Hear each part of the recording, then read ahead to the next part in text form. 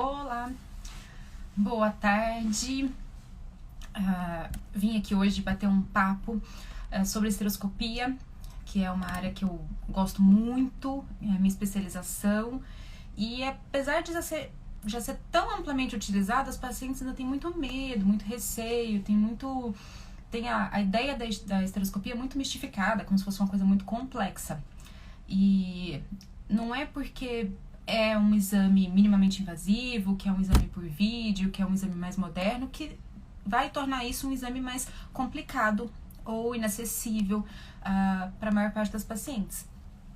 Pelo contrário, a esteroscopia tem sido cada vez mais difundida justamente pela praticidade, pela facilidade, por ser menos invasiva, e isso é que traz beleza para esse procedimento que eu tanto gosto. O pessoal tá começando a entrar.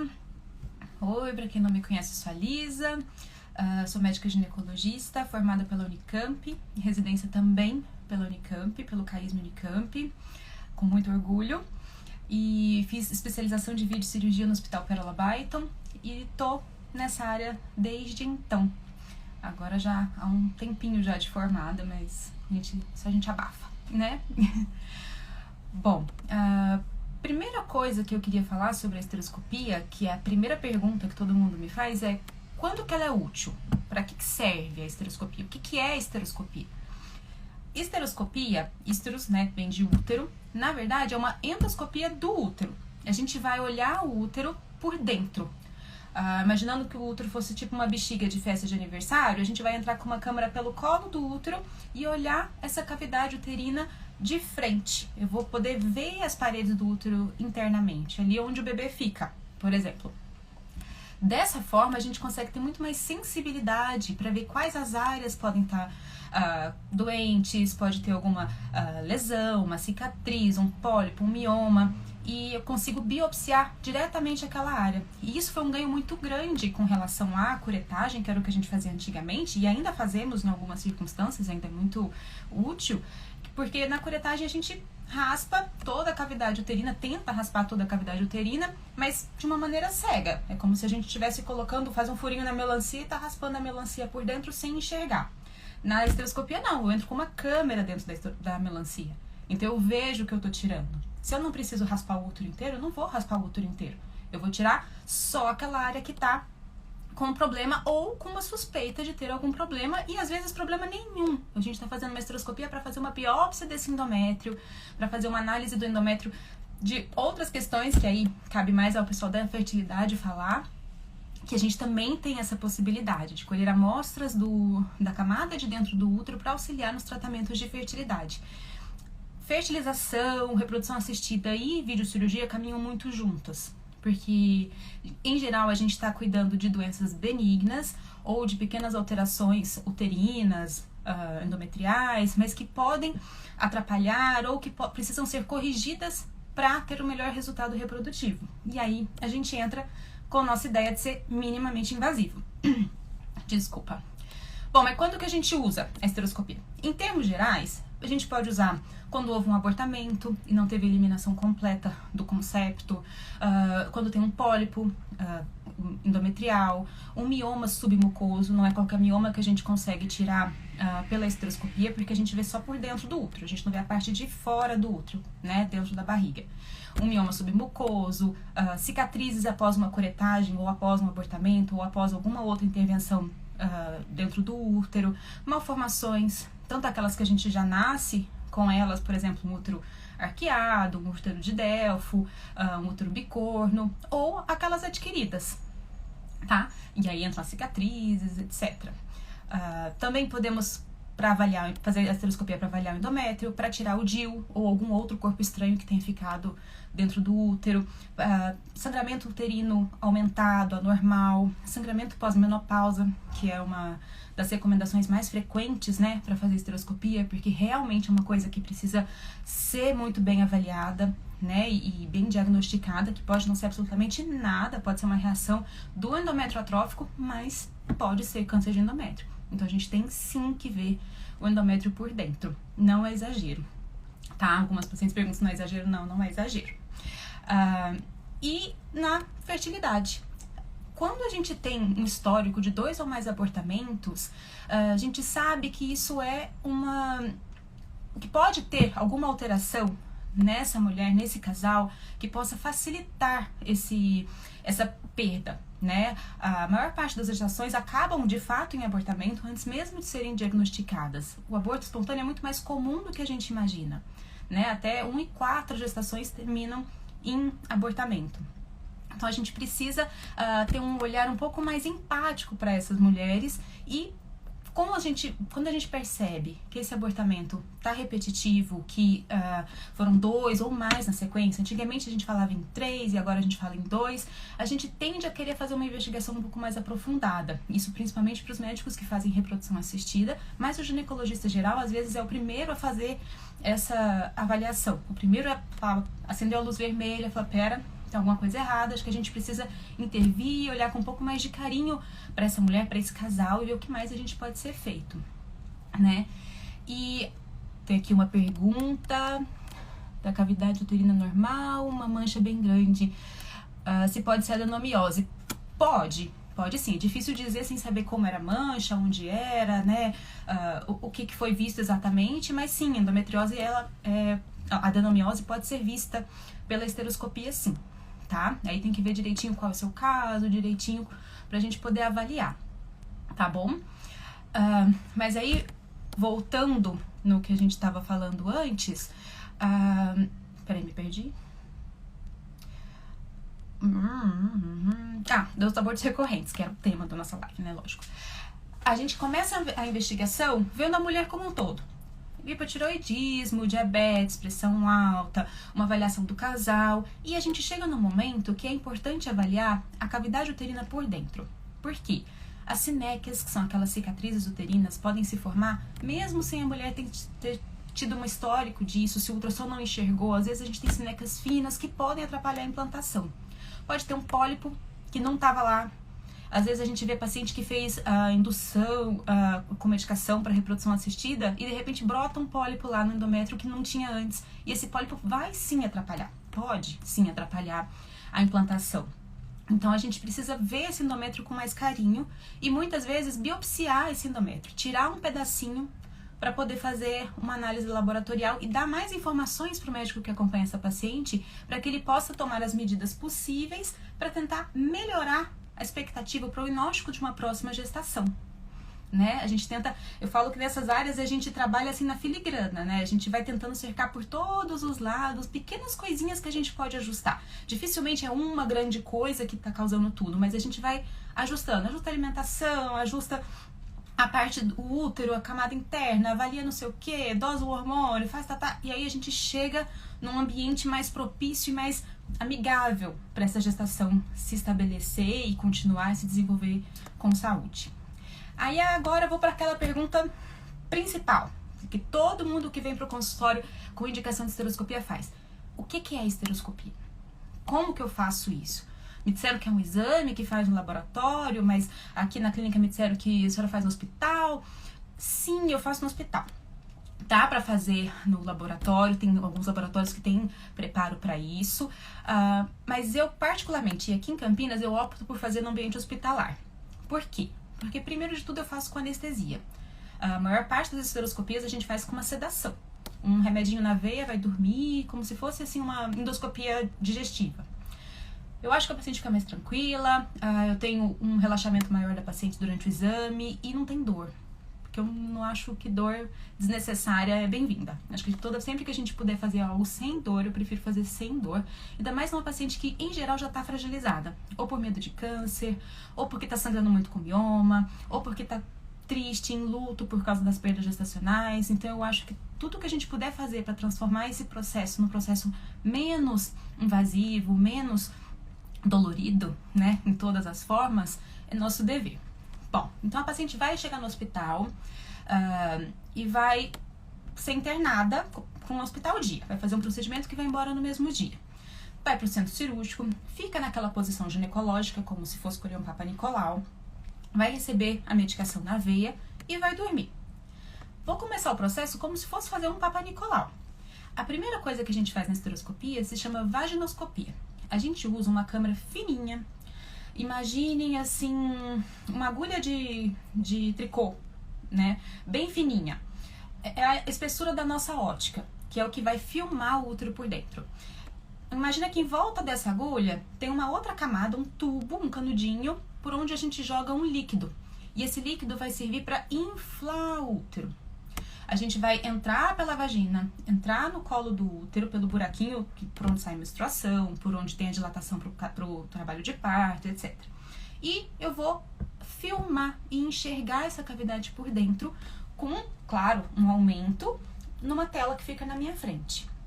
Vou enxergar toda essa cavidade, vou avaliar o colo do útero, se tem anormalidade, se tem pólipo, se ele tá fechado, se ele tá aberto demais, se tá sangrando, o que que tem nesse pólipo, no colo do útero.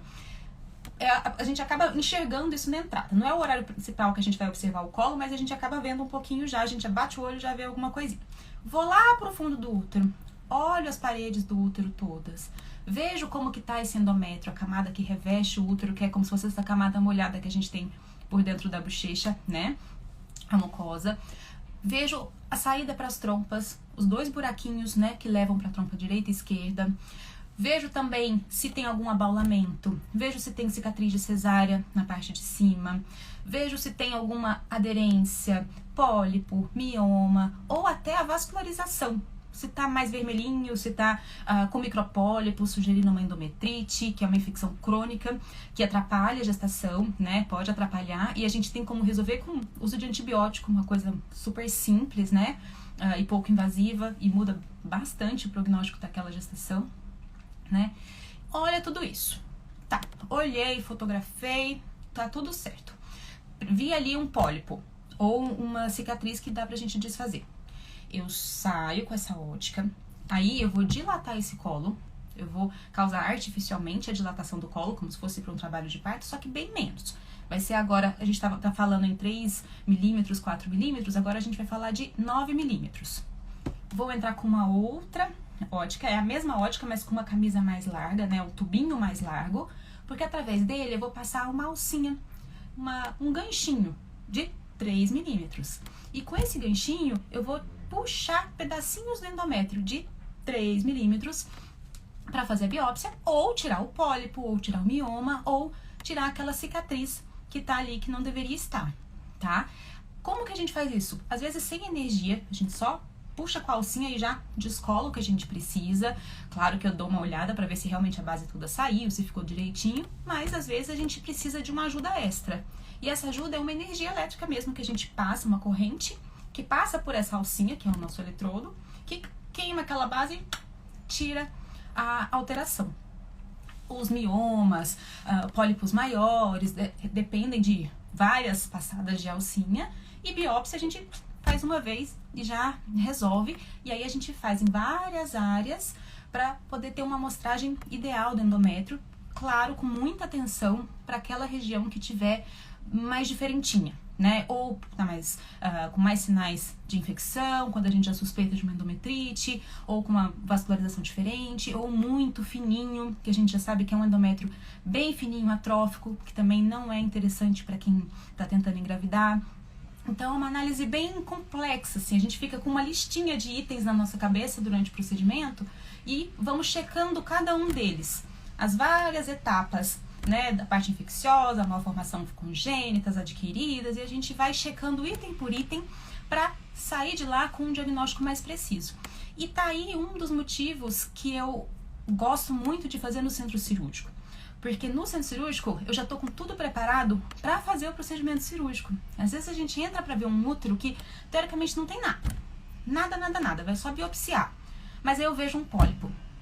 Eu não vou fazer a paciente internar de novo um outro dia para fazer no centro cirúrgico para tirar aquele pólipo. Eu já tiro no mesmo procedimento.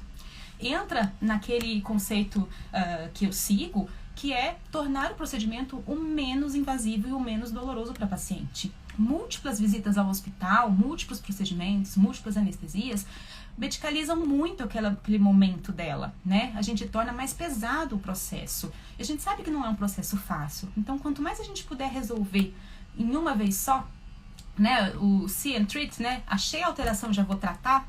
que tanto se falava lá no Pérola, eu acho que é mais interessante para o paciente, tá?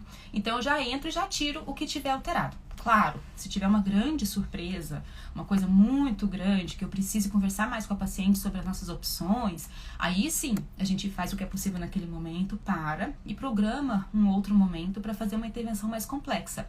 Por exemplo, num quadro de septo uterino muito grande, ou num quadro de uma sinéquia, né? O septo, pensando num septo que a paciente já nasceu com ele, um útero divididinho no meio, né? Parcialmente, completamente, ou a sinéquia, aquelas cicatrizes que se formam. Dependendo do grau de extensão dessa alteração, tanto da paredinha, do septo, quanto das cicatrizes, a gente pode precisar de um apoio laparoscópico. O que é isso? Eu vou entrar com uma câmera pela vagina, por dentro do útero, para ver a sinéquia, onde eu vou trabalhar, e vou entrar com uma câmera na barriga, para ver esse útero de dentro da barriga por fora, como se o balão tivesse ao contrário pra gente aqui. Porque eu vou ver a forma do útero externa, e isso vai me guiar durante o procedimento para diminuir riscos cirúrgicos e para otimizar o nosso procedimento, tá? Então é uma medida extra de segurança mesmo. Depois disso feito, tiramos o equipamento, a paciente fica com um pouquinho de sangramento, porque a gente mexeu naquela camada do endométrio, que é justamente a camada que a gente menstrua, então vai sangrar um pouquinho. Junto com o líquido que a gente infunde no útero, que ele fica murchinho normalmente, a gente põe um líquido para ele ficar aberto, para eu enxergar direito. Esse líquido vai sair, e esse líquido dilui o sanguinho que saiu de cada biópsia que eu fiz, ou da própria entrada da ótica na cavidade uterina.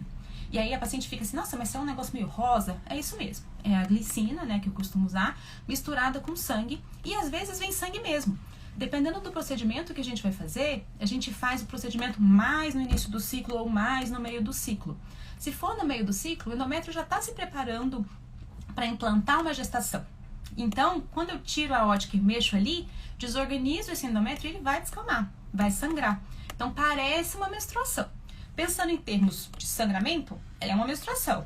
E pensando em termos hormonais, não, porque não é o momento da menstruação se a gente for comparar no nosso ciclo, né? Foi uma menstruação antecipada por causa da manipulação uterina.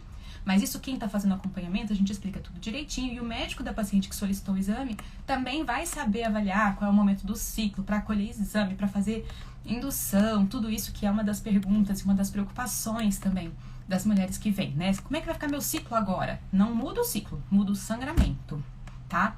Isso é muito importante. Tá bom, maravilha essa esteroscopia, a gente tem um monte de informação, não preciso ficar muito internada, a recuperação é super boa, vou ter uma cólica, um pouquinho de sangramento e vou pra minha casa no mesmo dia assistir uma série no Netflix, tomar um chá. Mas e aí? Qual que é o risco que tem? Tudo tem risco, até de pirona. E o que vai ser o risco desse procedimento? Primeiro de tudo, a gente tem o risco de perfuração. Quando? Quando eu vou entrar com a ótica. Não é comum, tá? É a exceção, é uma minoria dos casos, até porque tem toda uma técnica para entrar nesse útero, mas pode acontecer. Principalmente quando a paciente já está menopausada há muito tempo, que o colo está bem fechadinho, então para a gente entrar com a ótica, às vezes nem a ótica de 3 milímetros passa. A gente precisa dilatar para entrar com essa ótica. Pode ocorrer pequenas perfurações. Lembrando que são perfurações de 3 milímetros nesse momento, de até 3 milímetros, né? Então, uma coisa muito piquititica, que o útero cicatriza normalmente, sem prejuízo para a paciente, e não precisa fazer nada de diferente. Oizinho para todo mundo que tá dando oi. E, desculpa, eu fico empolgada falando, às vezes eu não dou oi direito. A outra complicação pode ser uma perfuração mais pra frente, naquela hora da dilatação maior, para tirar o mioma, para tirar o pólipo, para fazer a lise de sinéquias. Aí já é uma dilatação mais gordinha, mas mesmo assim é de 9 milímetros. Se for feita sem energia, né, se for na hora da dilatação, ou quando eu tô mexendo ali naquele endométrio com a alcinha sem energia, que às vezes a gente cutuca o endométrio para ver como é que tá a textura, tira uma biópsiazinha, e quando não precisa de energia eu não uso, porque quanto menos mexer naquele santuário que é o útero, melhor. Se for nesse momento, mesma coisa, observação por um tempo, máximo que a paciente vai ter um pouquinho de cólica e só, fica tudo bem. Quando que é mais complicado? Perfurações mais amplas, lacerações maiores, ou quando a gente usa a energia elétrica. a energia durante a perfuração, a gente estava em uso da energia. O que acontece nesse momento? Por que é perigoso? Porque essa energia pode se dissipar na cavidade abdominal. E aí a gente faz uma laparoscopia para se certificar de que está tudo bem. As lesões são raras, mas precisamos estar atentos para evitá-las e para corrigi-las. E a gente precisa saber corrigir as possíveis complicações do procedimento que a gente se propõe a fazer. E é isso que a gente faz. Perfurações mais grossas sem energia, observação clínica. E perfurações com energia, tem que fazer a laparoscopia, tá? Pra gente ver se não tem nenhuma outra lesão que precisa ser tratada naquele momento, por causa da energia usada, né? Uma lesão térmica, por causa do calor da corrente. É raro? Muito, muito. Dentro das perfurações, a mais comum é essa fininha de 3 milímetros que, vida que segue, não muda nada, tá? E mesmo assim é raro, tá? Então, fiquem tranquilas, o risco é muito pequeno.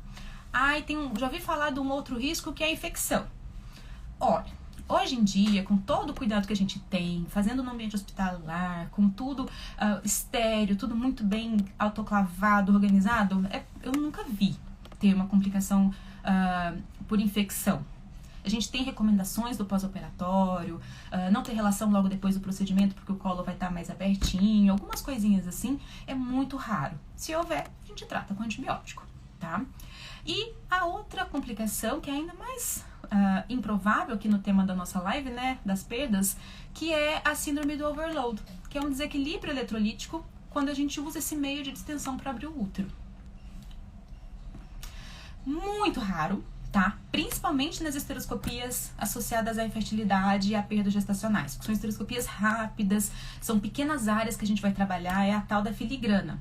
Não é um mioma grande que a gente está tirando, não costuma ser um septo gigante, porque geralmente isso aparece bem antes da paciente tentar engravidar. Então o tratamento é feito antes desse momento. Então é muito, muito difícil. E como que a gente resolve isso? Mantém a internação, faz hidratação, repõe os eletrólitos e fica tudo bem. Tá? Outra vez, o importante é diagnosticar e intervir no momento certo, tá? Não é para ser uma preocupação, não precisa ficar estressado por conta disso. Tá, voltando ao nosso tema de abortos recorrentes, né? Perdas recorrentes no início da gestação. Quem deve procurar o procedimento da esteroscopia? Bom, tem um estudo da Nature de 2020 que fala que os casais que tiverem 2 ou mais perdas já devem procurar uma avaliação uterina, entre outras coisas. Pesquisar a trombofilia, pesquisar alterações cromossômicas dos parceiros, né? Da mulher, do marido, das mulheres, de quem estiver envolvido nesse processo de reprodução. E também a cavidade uterina, porque em geral são coisinhas bem quietinhas, pequenininhas, que nem sempre foram vistas ou não tiveram atenção suficiente até esse momento e que podem atrapalhar.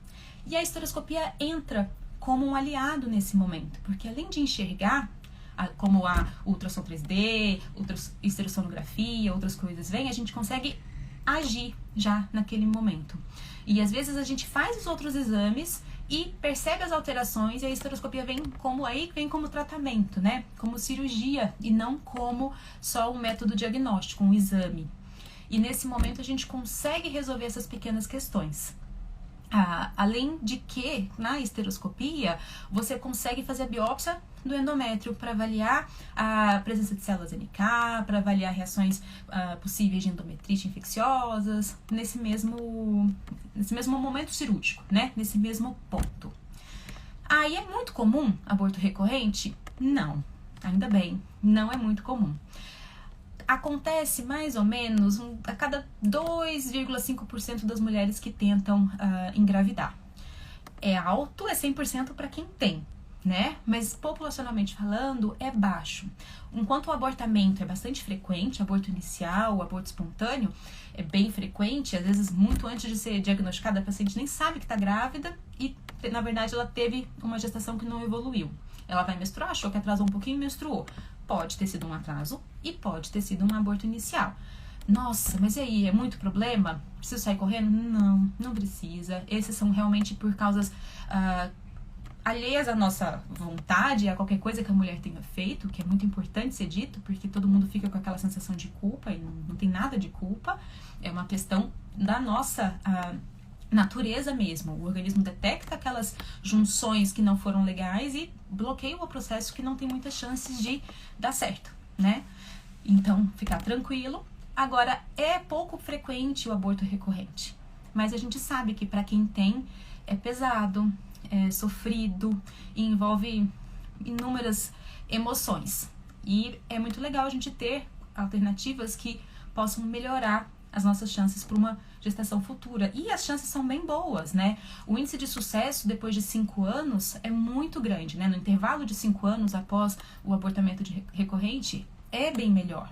Então, tem luz no fim do túnel, né? Vamos cuidar direitinho, vamos avaliar bem quais são as questões que estão envolvidas naquele processo, porque tem grandes chances de dar certo, né? Tem mais uma coisa que eu queria falar, olhando aqui na minha cola para eu não esquecer. Qual que é a anestesia? O paciente me pergunta bastante. Venosa. Se for uma cirurgia mais extensa, a gente acaba fazendo a RAC, tá? Que causa um pouco de pavor, né? A RAC, gente, já evoluiu muito desde 1900 bolinha, é muito mais tranquilo, ela é muito boa para procedimentos mais extensos, procedimentos mais longos e mais invasivos, porque ela permite um controle da dor pós-operatória muito bom, né? A gente coloca medicação, o anestesista, né? Coloca medicações na própria RAC, não só para tirar a dor e a sensibilidade durante o processo cirúrgico, mas também para diminuir a dor no pós-operatório, né? Qualidade de vida, tranquilidade, até empatia com o momento que a mulher tá vivendo. Então, se for fazer uma esteroscopia comigo ou com algum colega e falar que não vai dar para ser sedação, tem que ser a RAC, não precisa ter pavor, tá? Porque, em geral, tem indicações precisas e que realmente a RAC se torna uma anestesia melhor. Às vezes, o tempo de internação fica um pouquinho maior, sim, mas vale a pena, vai por mim. E quando é a sedação, também é feita uma dose de medicação adequada, várias medicações diferentes podem ser utilizadas para tirar a náusea, para deixar a paciente melhor no pós-operatório, para diminuir a cólica, uma infinidade de coisas que o anestesista sabe fazer como ninguém, para deixar aquela paciente mais confortável durante o procedimento e após o procedimento, certo? Então isso é uma pergunta também campeã. Quanto tempo depois da esteroscopia eu posso voltar para o meu tratamento de reprodução assistida ou eu posso tentar engravidar novamente espontaneamente? Isso fica muito a critério do médico que acompanha a paciente. Eu entrego o laudo com o resultado da biópsia, todas as boas energias e torcendo muito para que tudo corra bem, e o médico define se vai tentar no mesmo ciclo, se vai tentar no ciclo seguinte, e isso depende muito também do que era o objetivo dessa esteroscopia e de que fase do ciclo ela foi feita. Às vezes a gente precisa ver, procurar um pólipo, procurar alguma coisa, a gente vai olhar bem no comecinho da menstruação, né? Tipo, acabou de sangrar, a gente já entra com a esteroscopia, porque a gente quer ver o endométrio ainda bem fininho, começando a proliferar. Para que pensa, se a gente tem um pólipo pequenininho e o endométrio já tá lá com 8, 9 milímetros, né, mas chegando para o meio do ciclo, o pólipo às vezes tem 5 milímetros, fica escondido, né? Eu sempre faço a analogia da grama e a erva daninha. Se a erva daninha tá lá com 5 milímetros e a grama já cresceu, ela some. Agora, se eu pego essa grama logo depois de cortar, né, logo depois da menstruação, a erva daninha sobressai. Então, eu consigo tirar o pólipo, eu consigo enxergar as alterações e tirar as alterações sem ter que ficar cavucando a cavidade inteira para procurar, sendo minimamente invasiva, né? Gerando menos lesão, mexendo menos no santuário uterino. Já em outras situações, a gente quer endométrio, a gente quer ele na fase lá para 22, 23, 24, né? O 22º, 24º dia do ciclo, porque a gente quer fazer uma avaliação laboratorial desse endométrio. A gente vai pesquisar células específicas dessa fase no endométrio. Então, é um endométrio que está gordinho, para eu poder enxergar ele um pouco melhor, para eu ter uma quantidade maior de material para fazer a biópsia, para pegar ele no ponto certo de desenvolvimento das células, para que o laboratório consiga detectar o que a gente precisa. Né? O endométrio é vivo, ele muda ao longo do ciclo. E dependendo da fase que a gente está, vai trazer respostas diferentes. Por isso que a indicação cirúrgica tem que ser precisa, tanto do médico que acompanha a paciente, quanto nosso, que vamos executar o procedimento. Aí, nesse caso, por exemplo, o paciente já está na parte ovulatória. E aí o médico vai também avaliar se tá na hora dela tentar, se ela vai esperar o próximo ciclo, se vai fazer alguma outra coisa antes de uma tentativa. Em alguns casos, a gente até faz, o médico pede a esteroscopia logo antes da transferência de um embrião, logo antes da inseminação, e serve como um agravo endometrial, uma coisa mais específica da reprodução. Mas então tem várias circunstâncias, por isso que a gente brinca sempre. Não adianta falar, mas a minha amiga fez não sei o quê, mas fulana foi desse jeito. Ninguém é igual, né? Você não é todo mundo, como diriam 100% das mães. Cada caso é diferente e por isso cada caso tem um momento específico para fazer. Ninguém faz o mesmo exame que a colega. Os iniciais pode até ser, mas vai ter sempre aquela especificidade de cada um, de cada casal, de cada história, de cada resultado, tá? Que nem quando você toma pílula, cada um reage melhor a um tipo de pílula. Se fosse todo mundo gostasse de uma só tinha uma, não tinha 50 tipos diferentes de contraceptivos, né? A mesma coisa, medicação para alguma coisa, hormônio tiroidiano, tem gente que fica bem com 50, tem gente que tem que tomar 75, e aí vai. A esteroscopia, a reprodução, tá no detalhe.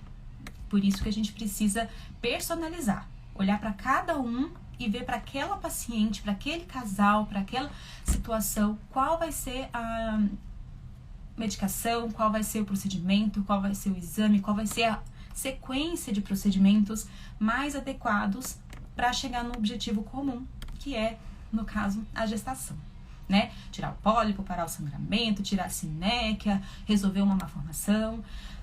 Mas então toda malformação atrapalha engravidar? Meu Deus, o que eu faço? Eu tenho um útero de Delfo. O útero de Delfo é como se a mulher... a mulher tem dois úteros, às vezes 2 úteros com 2 colos mesmo. E aí, tira um útero, deixa os 2? Novamente, caso a caso que a gente vai avaliar. Mas em geral a gente não mexe. É uma gestação um pouco diferente, que exige cuidados diferentes, mas em geral a gente não vai precisar tirar um útero, por exemplo. Ela pode ficar lá com os 2 úteros dela, tá? O útero bicorno, mesma coisa. A gente pode ter a gestação no útero bicorno, com cuidados particulares, né, com detalhes mais específicos, com um pouco mais de atenção, é um pré-natal um pouco mais delicado, mas sim, pode dar certo, a gente não precisa operar. Outras circunstâncias a gente precisa intervir. Quando tem um útero acessório menorzinho, né, acessório não, um útero mais fechado, que tá coletando muito sangue, não tá conseguindo drenar, porque o segundo colo não é totalmente desenvolvido, numa situação que a paciente tem um septo, né? Ela não chega a ter 2 úteros, mas ela tem uma trave, uma parede dividindo 2 cômodos dentro do útero. Dependendo de como for, a gente precisa intervir. Paciente que nem sabe que tem isso, mas que tem a primeira relação e tem muita dor, acontece não sei o que, a gente descobre que tem um septo vaginal. E aí, até por qualidade de vida, antes de chegar na questão reprodutiva, às vezes a gente precisa resolver também, porque isso pode causar dor, isso pode trazer uma queda de qualidade de vida muito grande, um transtorno na vida da paciente. E tem paciente que tem o septo e não sente nada, absolutamente nada. A gente fala no exame físico, ela fala, nossa, mesmo? Nunca notei. Cada um é de um jeito, e a gente tem que dar atenção especial para cada caso e intervir quando necessário, quando tiver indicação, porque aí os benefícios com certeza vão superar os riscos e a gente vai ter uma melhora na qualidade de vida dessa paciente em todos os aspectos da vida dela, né? Professor Nomura entrou, muito obrigada pela honra. Que chique!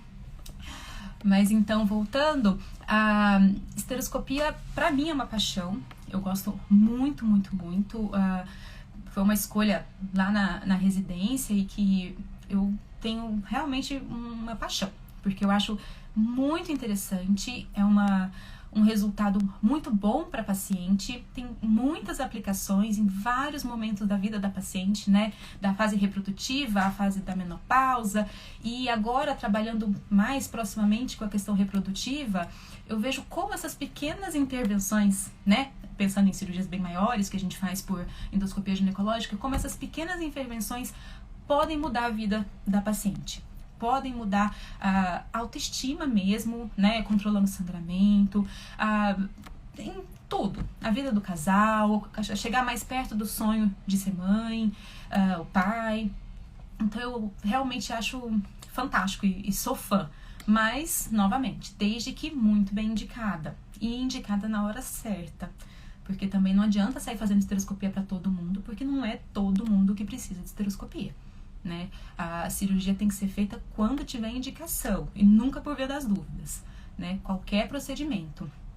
Isso eu acho muito interessante e eu sempre falo isso para quem passa comigo em consulta, né? Ah, eu vim para fazer exame. Falei, tá bom, ótimo, bem-vinda. Mas vamos ver se precisa mesmo e como que é esse exame e o que vai ser feito, né? Porque de vez em quando aparece paciente até que ninguém pediu o procedimento para ela. Ela viu na internet, veio não sei aonde e foi lá para saber. Achou ótimo. A gente conversa, explica, orienta, às vezes encaminho para algum especialista de reprodução, se for o caso, para fazer essa análise primeiro. E aí, se realmente a esteroscopia for o caminho mais adequado, tanto para coleta de material, para tratamento de alterações, a gente vai fazer com certeza na hora certa e com o objetivo claro. Porque quando a gente sabe o que a gente está procurando, a gente sabe o que encontra e aí sabe o que vai resolver, né? Que mais que eu deixei aqui de listinha de perguntas? A paciente perguntou outro dia no consultório por que às vezes precisa fazer 2 esteroscopias, uma seguida da outra. É o seguinte, em alguns casos a gente consegue fazer a resolução do caso no primeiro momento e pronto, tranquilo. Outros casos a gente acaba dividindo o procedimento em 2 ou 3 etapas. É mais raro, bem mais difícil de acontecer, mas a gente faz. Por quê? Miomas grandes, por exemplo, a gente não vai tirar tudo numa cirurgia só. A gente aumenta o risco cirúrgico, porque a gente aumenta o tempo cirúrgico, aumenta o risco daquela síndrome de overload. Aumenta o risco daquela síndrome de overload que eu falei, que é o desequilíbrio eletrolítico, e a gente percebe que acaba aumentando a chance de ter lesões na hora da ressecção. A gente deixa metadinha do mioma ou 1/3 do mioma para trás, depois a gente volta num outro momento para terminar aquela ressecção. Aí a paciente fala, nossa, mas eu fiz uma miomectomia por esteroscopia, um médico lá não sei aonde, e ele deixou mioma. Eu sempre brinco, antes de deixar mioma e a gente tirar depois, do que tirar demais e ter uma lesão que às vezes a gente não consegue consertar, né? Sinéquia é mais difícil de tirar do que um restinho de mioma. Então, a gente vai fazer com cuidado, tem que fazer com parcimônia, não pode ir naquele furor de resolver tudo no primeiro momento, porque isso vai tirar o benefício do procedimento que é ser minimamente invasivo. Chato fazer 2 vezes, eu também acho. Mas às vezes é importante, às vezes é o modo mais seguro e é o correto a se fazer, né? Em outras circunstâncias, a gente tira, por exemplo, sinéquia, a gente tira aquelas cicatrizes intrauterinas. O ideal para paciente que não vai engravidar de pronto é a gente colocar um DIU. A gente coloca um DIU dentro da cavidade para ficar aquela coisinha ali no meio do endométrio, atrapalhando o endométrio de grudar, de cicatrizar de novo, porque a tendência dele sempre vai ser cicatrizar de novo, né? Igual quando a gente faz com a pele. Se você tem uma lesão, não fica exatamente igual. Se você olhar bem, vai ter um risquinho ali. Ou uma cicatriz maior, ou um queloide em algumas pacientes. Intrauterino é mais ou menos a mesma coisa. Mal comparando, mas pode gerar uma cicatriz maior. E aí a gente precisa dessa avaliação em 2 tempos. A gente deixa o DIU lá, espera um pouco, depois a gente reavalia essa cavidade para ver se realmente não foi formada nenhuma outra cicatriz, se essa cavidade está limpinha e bonitinha para uma próxima gestação, que é o objetivo, certo? Deixa eu ver o que mais de dúvidas que eu escuto. Acho que é isso mesmo. Quem precisa... uma coisa importante que eu não disse. Contraindicação para esteroscopia. Quando eu não posso fazer esteroscopia. A gente tem uma indicação, que ainda assim é quase absoluta, uma contraindicação que ainda assim é quase absoluta, que é a gestação em curso. Você está grávida, aí a gente não vai fazer uma esteroscopia naquele momento. Tem exceção de exceção de exceção de exceção que pode ser que a gente precise, mas em geral a gente não vai fazer esteroscopia em paciente grávida. Quem já operou comigo sabe, eu faço teste de gravidez, eu confirmo se tá usando o método, eu faço teste de gravidez de novo para ter certeza que não tem nenhuma gestação. Eu quero ver o bebê fora da barriga, não quero ver o bebê na esteroscopia. Então a gente faz no momento correto, com bastante atenção para isso. Tá? Porque de vez em quando, mesmo para os pacientes que estão tratando infertilidade, que tiveram abortos recorrentes, a gente tem, né, umas gestações, uns bebês arco-íris que aparecem aí no meio do processo. E a gente fica muito feliz com isso, mas não vou ver por dentro. Vou ter paciente esperar os 9 meses para poder ver a carinha desse baby, tá? As outras coisas, questão de suspeita de tumor, de câncer de endométrio, sangramento muito grande naquele momento. Às vezes a gente não necessariamente contraindica um procedimento, mas a gente precisa de cuidados especiais e é uma coisa um pouquinho mais detalhada. A indicação cirúrgica do momento correto para se fazer e a técnica que a gente vai usar, para evitar possíveis complicações. Mas, em geral, é possível fazer, tá? O que mais? Acho que só. Deixa eu dar uma olhadinha aqui.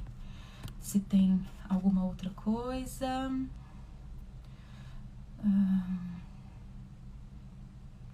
A Isabela falou que teve uma perda.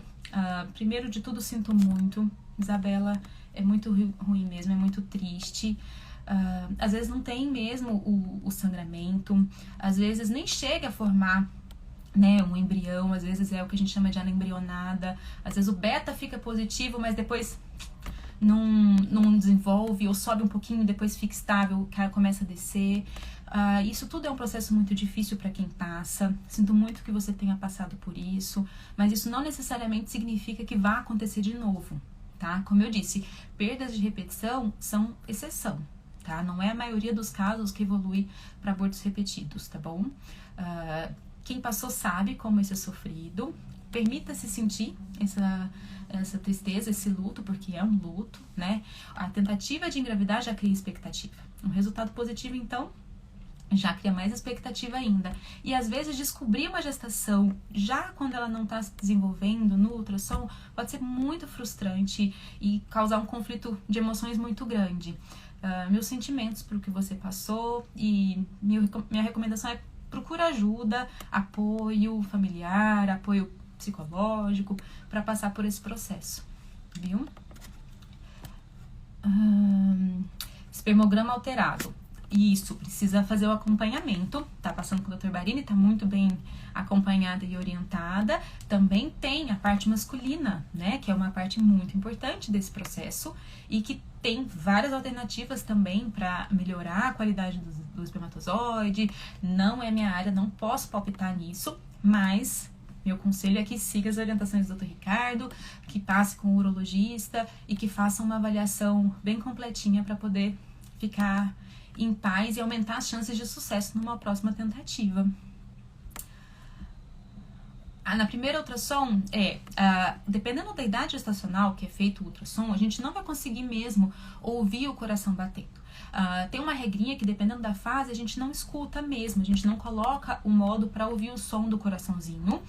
Em outros casos, porque ele ainda não tá com um batimento cardíaco, ele é muito pequenininho, 5 semanas, né, quase 6 semanas. Então, realmente tem que esperar um pouquinho, tem que segurar um pouquinho a ansiedade e mais pra frente a gente consegue enxergar e ouvir o coraçãozinho, que é a felicidade plena, né, de conseguir escutar o coraçãozinho. Deixa eu ver aqui quem mais. Mioma de 5 centímetros pode ser retirado pela esteroscopia? Depende. Tem mioma que a gente consegue tirar por esteroscopia, sendo de 5 centímetros, preciso avaliar onde está esse mioma. Se ele realmente é submucoso, né? Se ele está abaulando para dentro do útero. Precisamos ver qual o tamanho da paredinha que tem ali entre ele e a cavidade, entre ele e a parte de fora do útero, posicionamento, para ver se a esteroscopia vai ajudar nesse caso. Se fosse um mioma de 5 centímetros, submucoso, por exemplo, com certeza seria em 2 tentativas pelo menos, né? Em 2 procedimentos, eu acredito, a não ser que fosse uma coisa muito... um apediculado, submucoso, que é mais raro, né? Mas a gente, dependendo da situação, consegue. E dependendo da situação, não. Agora, nem todo mioma precisa ser retirado para paciente engravidar. Tem vários miomas, dependendo da localização e do tamanho, que não precisam ser retirados. Deixa eles quietinhos lá. Se não estiverem crescendo, se não tiverem nenhum fator de risco, se não tiverem abaulando a cavidade, entre outras situações, a gente não precisa mexer. Em outros, a gente mexe por laparoscopia. Se o mioma está mais para fora do útero, o acesso mais inteligente, mais objetivo, não seria por dentro, mas sim por fora do útero. E aí entra a laparoscopia, né? Que é o outro lado da endoscopia ginecológica. A gente entra por fora do útero e tira aquele mioma. E aí tem uma série de outras recomendações e condições e detalhes e cuidados que precisam ser feitos para retirar esse mioma e deixar o útero bonitinho, certinho para uma próxima gestação. Procurou psicólogo, eu também acho super importante. Bom, sou filha de psicóloga, sobrinha de psiquiatras, neta de psiquiatra. A parte psicológica para mim sempre foi uma coisa extremamente importante e na minha profissão, na minha área, na ginecologia, a gente vê o quanto isso é importante, né? É muito importante. A reprodução, toda a fase, o ciclo de vida da mulher, menopausa, a menarca, né? A primeira menstruação da paciente jovem, a adolescente, às vezes pode estar misturado com vários outros sentimentos, com vários outros momentos, são transformações e a psicologia pode ajudar muito quando tem conflito nesses momentos, tá bom? Competência íntimo cervical, insuficiência íntimo cervical. Aí é da praia do Dr. Ricardo, que ele que vai fazer essa avaliação. O diagnóstico geralmente é clínico, tá? Pelo histórico da paciente, por algumas outras circunstâncias. Na esteroscopia, a gente tem alguma chance de ver uma incompetência íntimo cervical? A gente tem pistas, tá? Não é o exame específico para isso, não tem um exame específico para isso, mas a gente tem pistas. A gente vê aquele útero que já tá dilatadinho quando a gente vai entrar com a ótica, que não oferece nenhuma resistência à passagem da ótica ou à dilatação. Quando é assim, a gente costuma até colocar no laudo. Olha, o colo já estava pérvio para 4, 5 centímetros, ou estava assim, estava assado. São pistas, mas isso não significa que sirva de diagnóstico, isso não significa que seja um método para isso, tá? São detalhes que observamos, porque é o que eu disse, a gente vai observando tudo e todos os detalhes são colocados no laudo, porque qualquer detalhe pode ser importante para o médico que está acompanhando essa paciente. Ele que vai juntar todas as peças do quebra-cabeça e ver aonde que é interessante agir, interferir. Esteroscopia pode desobstruir trompas? Dependendo da situação, até pode. Pensando, por exemplo, numa sinéquia, né? Uma barreira, uma cicatrizinha bem ali no corno, na saída da cavidade uterina para a trompa. Se essa sinéquia está obstruindo o contato da cavidade uterina, né, em geral, com a tuba, a gente tira, a gente desobstruiu. Às vezes a própria passagem do líquido que a gente usa, a distensão do útero, já desfaz algumas cicatrizes, já desfaz algumas sinéquias, já libera uma passagem. E tem um mito que a histerosalpingografia, né, que não é esteroscopia, é um outro exame, esse feito em clínicas de radiologia, que injeta contraste e faz raio-x. Esse contraste, ele é injetado com pressão, não é força, mas assim, é com pressão. E aí ele dilata a cavidade uterina e extravasa pela trompa. Alguns casos, e tem muita gente que diz que não conseguiu engravidar e que depois que fez a esterossalpingografia e que deu para ver positivo, né, que saiu o contraste pelas trompas, conseguiu engravidar, que estava ali meio obstruído. Não sei, mas tem essa história, tá? Que mais? Espessamento dos espaços paracervicais dos ligamentos uterossacros. Oi, peraí, desculpa. Profunda. Sim, é uma endometriose profunda, mas endometriose profunda, ao contrário do que o nome sugere, não é uma endometriose necessariamente grave, né? Ligamento uterossacro é uma região de preferência da endometriose. É muito, muito, muito, muito comum a gente detectar no exame físico até, no toque vaginal, na paciente que tem histórico, na paciente que tem clínica de endometriose, a gente toca e sente o uterossacro espessado.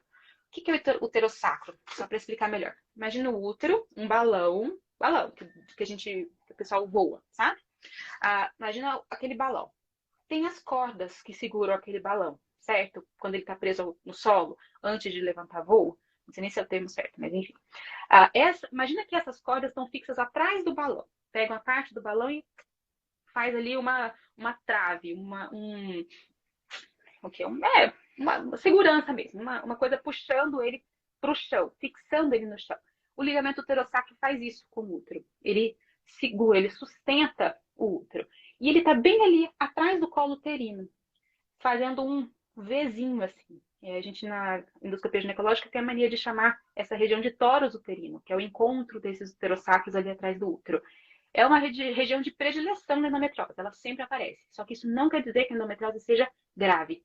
Quer dizer que ela está profunda mesmo, que ela está lá no fundo, sabe? Falando assim de uma maneira mais leiga, tá? Endometriose pode atrapalhar a engravidar? Pode. Sempre atrapalha? Não. Aí vale a máxima de na medicina nem sempre nem nunca, né? Novamente, tem que avaliar caso a caso. Tem paciente que tem endometriose e que a gente não vai indicar tratamento antes de engravidar. Tem paciente que está tentando engravidar, não consegue, a gente detecta endometriose, aí a gente tem que tratar antes de conseguir engravidar. E entre esses dois extremos tem uma infinidade. Nem sempre essa decisão é fácil, nem sempre a escolha do caminho que a gente vai seguir é simples. Mas a experiência clínica do profissional que está acompanhando, o desejo da paciente naquele momento, o histórico do casal, a idade do casal, é muito importante nisso. Pacientes que já passaram dos 35 anos, a gente sempre tenta reduzir o tempo até a gestação.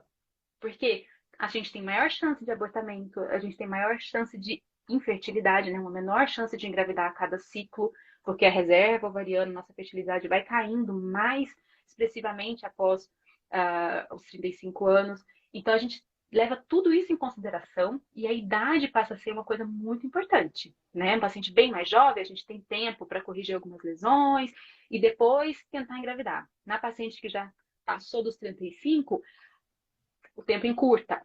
Então, a gente tem que tomar decisões pensando em não prorrogar muito essa gestação, porque a gente pode estar tirando tempo de intervir, tirando chance de engravidar nesse processo. Só que às vezes precisa. E aí que entra a reprodução assistida para salvar. Congelamento de óvulos, uma infinidade de coisas que a gente pode fazer. Endometriose é um capítulo à parte, cheio de detalhes, muito interessantes, mas a gente deixa para um outro momento para conversar sobre isso. Obrigada. Perguntas do balão. Como que eu vejo isso, professor? Socorro. Na esteroscopia tem como saber se o útero é pequeno? Sim, a gente sabe se o útero é pequeno, mas isso não necessariamente é um problema, tá?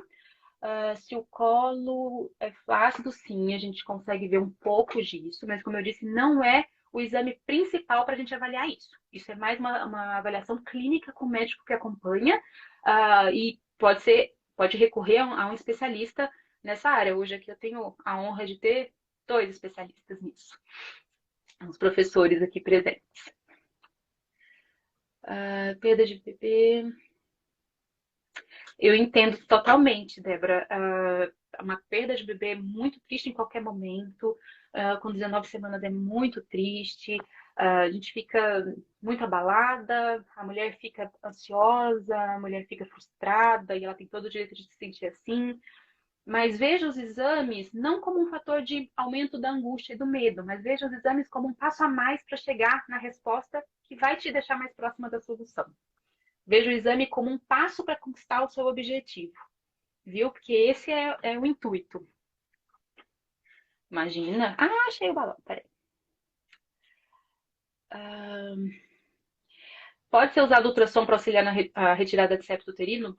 Pode, deve, professor. É muito bem-vindo e muito bom, né?